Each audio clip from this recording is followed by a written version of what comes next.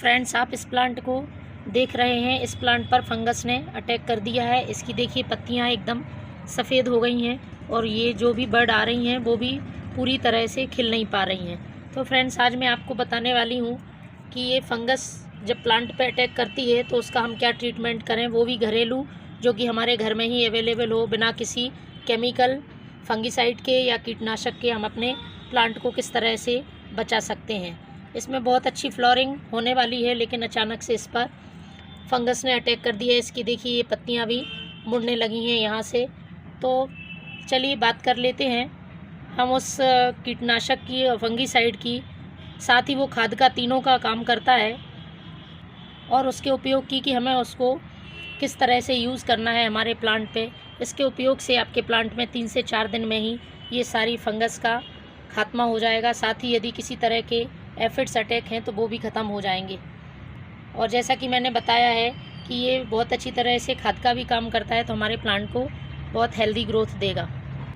बात कर रही हूँ मैं लकड़ी की राख की। ये लकड़ी की राख है जिससे आप सब लोग परिचित होंगे। लकड़ी की राख आराम से अवेलेबल हो जाती है, लेकिन फ्रेंड्स आजकल जो शहरी जीवन शैली है उसमें तो कोई इसका यूज़ नहीं करता है, ना चूल्हा जलता है, ना कहीं लकड़ी जलती है।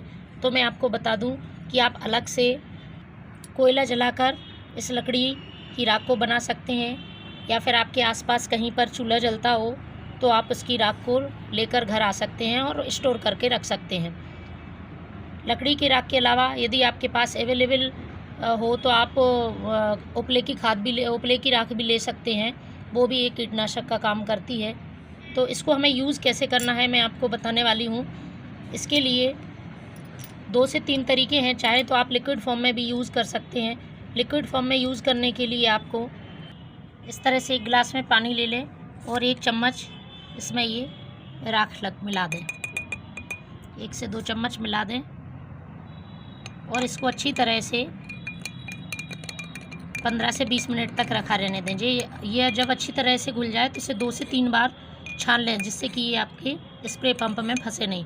उसके बाद इसका 1 से 1.5 लीटर पानी में हमको इसको मिलाना है। इसको बिल्कुल डाइल्यूट कर लेना है और उसके बाद हमारे प्लांट पर इसको हमें छिड़काव कर देना है। तो पहला तरीका तो ये है इसको लिक्विड फॉर्म में बनाकर, और दूसरा तरीका मैं आपको बता रही हूँ डायरेक्ट सॉलिड फॉर्म में भी आप यूज़ कर सकते हैं। इसके लिए आपको इस तरह का एक कॉटन का कपड़ा लेना है और इस पर हम ये हमारी जो राख है वो डाल लेंगे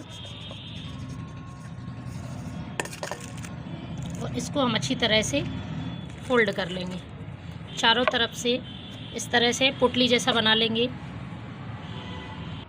और इस पोटली से हम धीरे धीरे इस पर छिड़काव करेंगे।